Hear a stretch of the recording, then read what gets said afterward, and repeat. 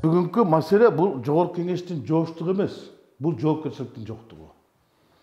Кошуна мамлекетте өрттөнүп, адамдар өлүп атса, бүгүнкү кворумга чогула албай атат.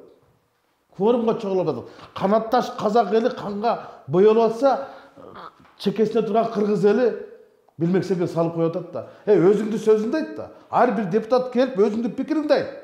Барышыбыз керек, жардам бериш керек, бирок дипломатиялык, гуманитардык жардам бериш керек. Ни в коем случае армияны киргизик.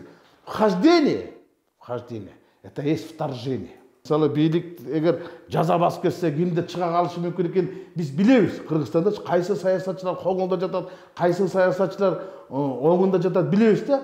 Оппозициянын бийлиги өзү түшүш керек. Эгер сен оппозиция лидерлердин бардыгын чет өлкөгө тараттырып, камап, сабап, аттырып, саттырып, жаптырып салып жок болсоң, мына бүгүн бийлик өзү казактын бийлиги сүйлөшөргө киши таппай калды.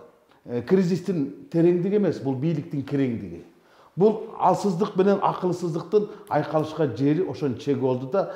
Булар казактар, кош бийликти түзүп алган, түзүлгөн кош бийлик үзүлүп кетти.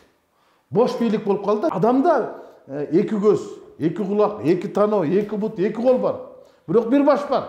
Мамлекетте дагы бир баш болуш керек, эки баш болбош керек. Эки баш болгондо төрт көздүк болот, төрт көздүк болгондо ач көздүк болот. Болду, токтот. Казак бийлиги, ошо казак бийлиги, биз азыр колдоп аткан казак бийлиги Тажикстандарга ок бербедиби? Ар бир кыргызга бирден 6 миллион ок берип атпайбы?